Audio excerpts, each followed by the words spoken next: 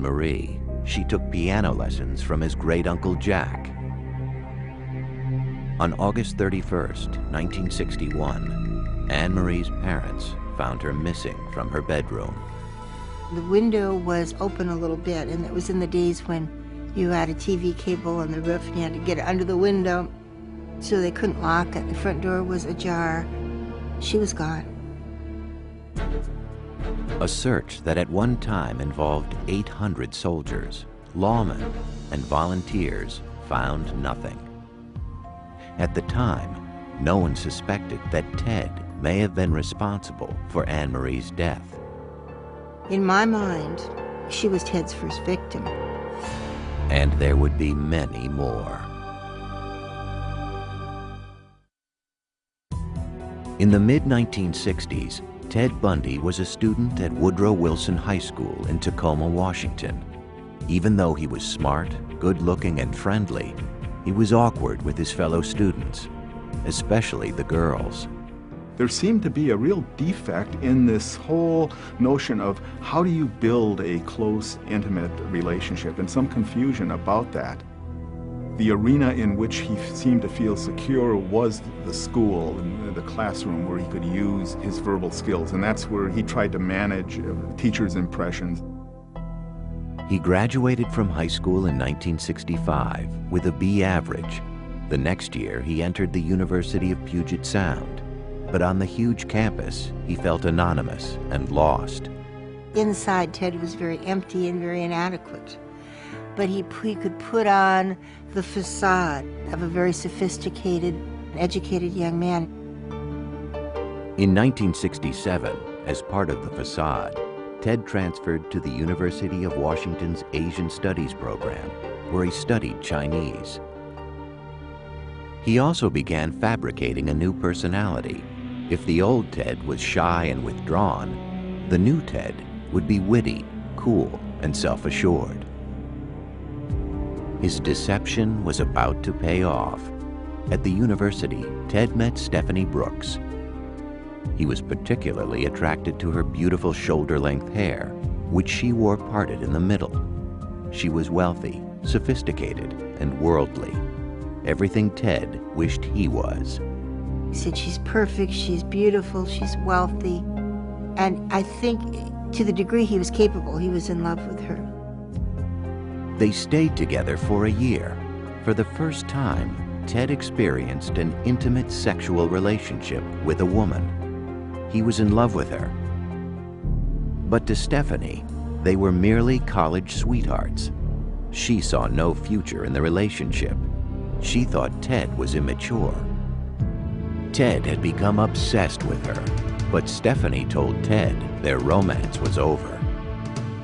She told him that he wasn't going anywhere, that he had no ambition, he wasn't organized, he couldn't make plans. Ted was devastated. With his world unraveling, he dropped out of school and decided to visit his relatives back in Philadelphia. His visit had a purpose. He had to answer the question that had always bothered him. Who was he?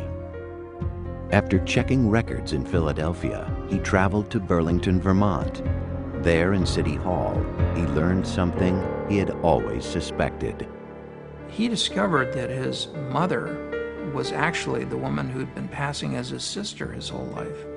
And that has got to rock the world of anybody to find that their roots are not what they thought. There was a great deal of turmoil around his own self-identity and who he was. By all accounts, when he found out that he was an illegitimate child, it was devastating. This man was badly betrayed by a woman, his mother, and learned of that betrayal at the very period when he's still reeling from the rejection by his girlfriend, his first love. Many who have studied Ted Bundy feel it was now that he decided to take revenge on the women he felt had destroyed his life. With an icy resolve, he returned to the University of Washington, took a room nearby, and began studying psychology. He excelled in all his classes and seemed rejuvenated with a new purpose. And whatever demons raged inside of him, Ted Bundy kept them well hidden. Many people like him have an ability to create compartments in their lives. And this entity, this demon, this depraved monster lived in one of those compartments. As far as anyone knew, Ted's life seemed to be changing for the better. In 1969, he met Elizabeth Kendall, a young divorcee. They began a friendship and then a romance. Very smart, shy young woman. She came up here from Utah. They met in a tavern. She loved it. She loved him unabashedly. His relationship with Elizabeth seemed to work wonders for him, but underneath, he was seething and plotting revenge. If you really have a very negative core in yourself, there's this kind of envy, a need to destroy the beauty in others. And the first one on his list was Stephanie Brooks. He was secretly still talking to Stephanie, hoping to make her fall in love with him again, in order to hurt her, just as she had scarred him. To enhance his image, he became active in local politics, working on the governor's re-election campaign. I thought he was very smart, good at politics. He was good at what he did. He was friendly. In 1971, at the age of 25, Bundy was working in his spare time at the Seattle Crisis Center, manning the suicide hotline phones. Beside him worked soon-to-be author Ann Rule. He was kind. He was very good on the phone. And ironically, we saved lives together. Now, at that point, if anybody had told me that there was anything underneath this perfect surface, I would have said, you're crazy. Because we were locked up all alone together in a 4-story Victorian mansion that looked like nothing so much as the house in Psycho. But I felt safe locked inside with Ted Bundy. By 1972, Ted's first real girlfriend, Stephanie, still inhabited his thoughts and his plans. On a business trip to San Francisco, he met with her, and the new Ted Bundy swept her off her feet. And she fell madly in love with him and agreed to marry him. As soon as she agreed to marry him, he dumped her. 2 days later, on January 4th, 1974, Ted Bundy began a 5-year rampage of killing that would horrify the nation. Most of his 35 victims had one thing in common. His ideal victim was a small frame female, long hair, parted in the middle, style of person, usually pretty good looking. They all resembled Stephanie Brooks.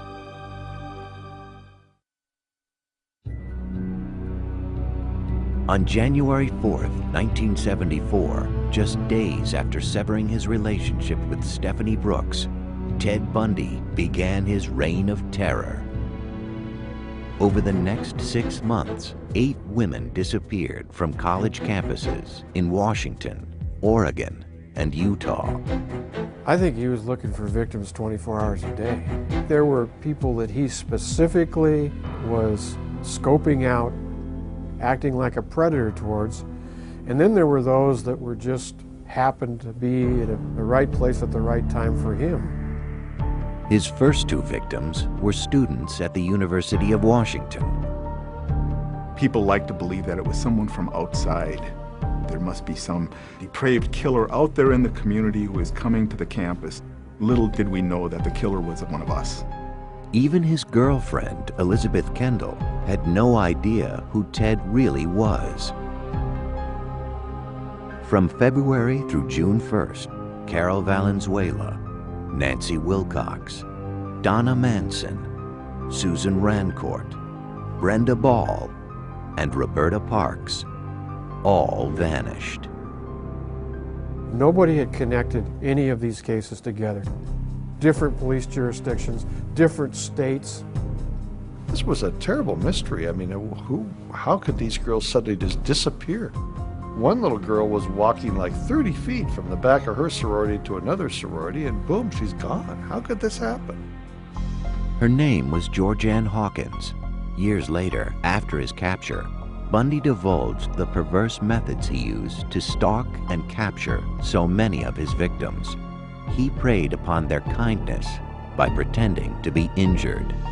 The girls he picked were all helping kinds of people. Here's this guy on crutches often, limping along, dropping his books, and he would ask young women, well, could you help me get these to my car? That was the ruse he used on Georgianne Hawkins. As she bent over to put his books into his car, Bundy grabbed a tire iron he had hidden. He hit her over the head and pushed her into the car. He would secure their hands in some fashion, either with handcuffs, strips of sheet, or leather. His seat was missing, so they could lay down in there and no one would ever see him. Bundy usually drove his victims into the deep woods surrounding Seattle. If they survived his attack with the crowbar, he would sexually assault them. From his point of view, the thing that would make for good sex is an attractive woman whom he's going to handcuff, terrorize, and make her believe that she's going to die. Later, on death row, he was asked what it was like to murder someone. And he answered, murder is not about lust and it's not about violence, it's about possession. When you feel the last breath of life coming out of the woman, you look into her eyes. At that point, it's being God. After he was through, he would discard them deep in the forest, but he would return later. He was going back over and over and over again to crime scenes. Not to just destroy evidence or anything, but to do things with those bodies. We suspected he took a whole body home with him because we had one victim that was totally made up with stuff that she never wore. Bundy's use of makeup is simply to make a victim more attractive, but apparently he didn't require it. He went back to decomposed corpses and still had sex with them. To the psychiatric experts who studied him, Bundy was unique, straddling two different categories of serial killers. He is both a sexually sadistic serial killer. He's also a necrophilic serial killer. The common characteristics are perversion, lack of conscience, and a willingness to sacrifice others' lives for one's own sexual pleasure. There's not a lot more to it than that. After at least 8 murders, Ted Bundy was becoming an expert at killing. In July of 1974, his addiction led him to take 2 women in one day. A beautiful Sunday afternoon. It was 90 degrees in Seattle, and we don't get that many 90-degree days. Everybody was at Lake Sammamish State Park. One of those was Janice Ott. She was lying on the beach when Ted approached her. He had his arm in a sling. He asked if she could help him tie his boat to his car. When she got up to go with him, she stuck out her hand like she was going to shake hands, and she said, "Hi, I'm Jan," and he said, "Oh, I'm Ted." Janice walked away with Ted and was never seen alive again. An hour later, Ted was back at the park. There were at least 4 to 5 other women who were approached between, say, 1 o'clock in the afternoon and 4:30. But something about Bundy must have put them off. Denise Naslund wasn't as lucky. At about 5 p.m., she walked to the restroom at the lake. She was there with her boyfriend, her dog, another couple.